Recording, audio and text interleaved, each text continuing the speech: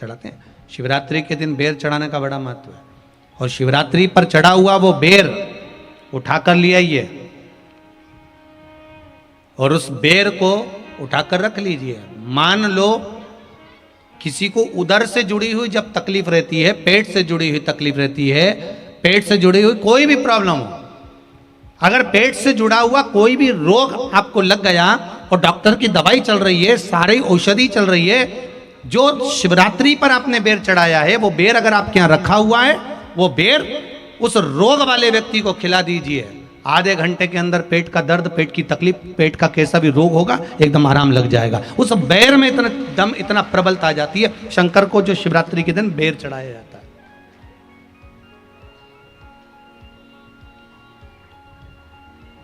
भगवान शिव पर समर्पित हुआ वो बेर का इतना महत्व महाराज। और जो देवता को उठाने के लिए बोर समर्पित करा जाता है, बेर भाजी आंवला उठो देव सांवरा, उसमें शंकर जी का भाव है, क्योंकि शिव जी का दर्शन भगवान नारायण उठते से ही करना चाहते हैं। सबसे पहले नेत्र खोले और मेरा शिव का दर्शन हुआ। बेर का भाव ही शिव का दर्शन का भाव।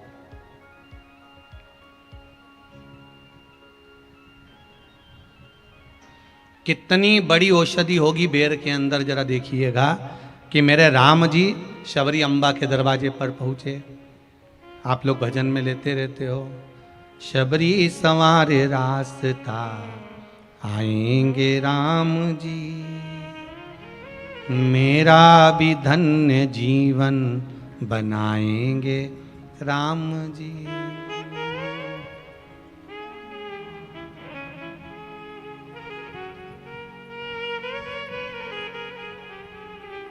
और बागों से चुन चुन के वो लेकर आई बेर की टोकरी लाई।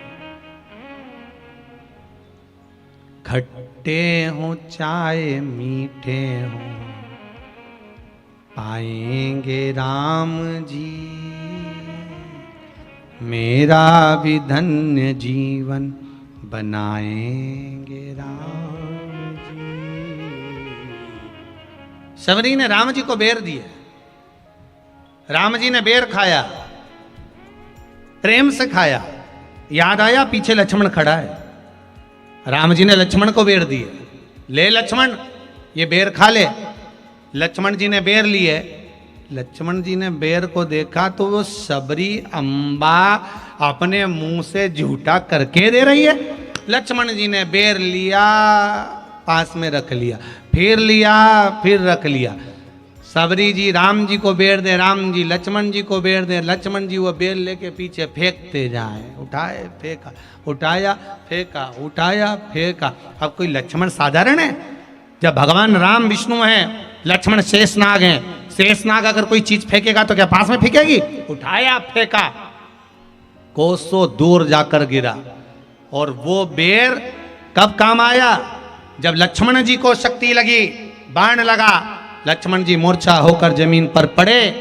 सुषेण वेद को बुलाया और वेद से बुलाकर पूछा कि लक्ष्मण कैसे उठेगा? तो कहा संजीवनी लेकर आओ। संजीवनी लेने के लिए भेजा।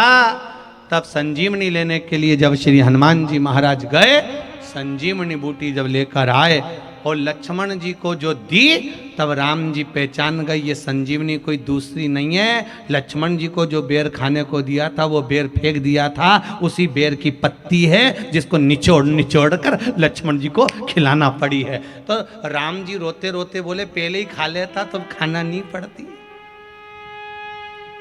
कोरोना का टीका पहले ही लगवा लेता तो दादा निपटता ही नहीं। लगे तो खाया ही।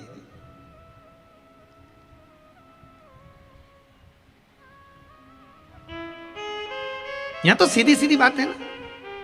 कहा पोलियो की दवाई जन्म लिए बच्चे से लेकर 5 वर्ष तक के बच्चे को पोलियो की दवाई पिलाई जाएगी। पोलियो की दवाई पियो तो हाथ पैर से विकलांग नहीं होगे।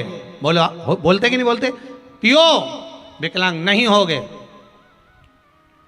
जो नहीं पिएगा वो हाथ पैर से विकलांग हो जाएगा। उसी तरह शिव महापुराण की कथा, जिसका जन्म नहीं हुआ, जो माता के गर्भ में है, उससे लेकर जो मर रहा है उस तक के व्यक्ति को सुनाई जाएगी। पोलियो की दवाई नहीं पियोगे, हाथ पैर से विकलांग हो जाओगे। शिव महापुराण नहीं सुनोगे तो काम, लोभ, विषय, आसक्ति से विकलांग हो जाओगे। इसलिए सुनो, ये सुनने का विषय है, इसको श्रवण करना, हमारे जीवन में उतारना।